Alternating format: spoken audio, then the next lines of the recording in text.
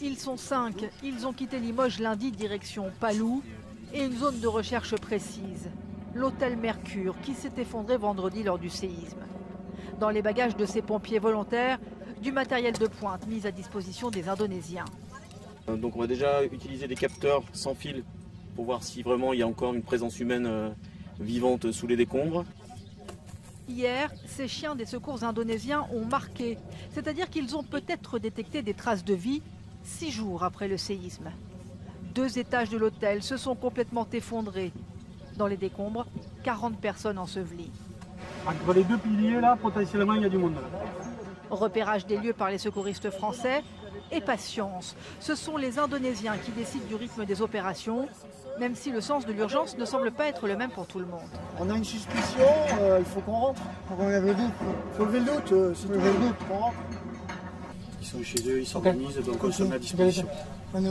Apparemment, là, on a le feu vert, donc on peut y aller.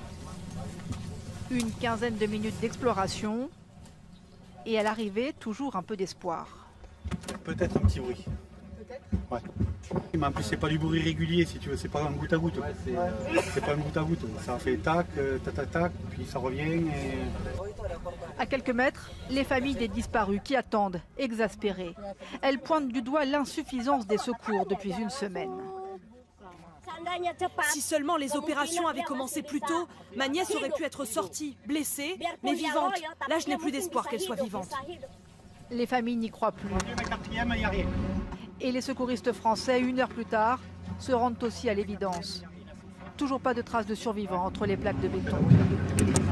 On pensait qu'il y avait davantage d'espace que ça, mais vu l'espace de survie qu'il y a entre les 2 plaques, c'est sûr, s'il y a des victimes, elles ne sont pas vivantes. Pas de balissoire donc cette fois-ci. Les recherches continuent pour localiser des corps sans vie. Ces pompiers français sont presque une exception car il y a à l'heure actuelle très peu de secouristes étrangers.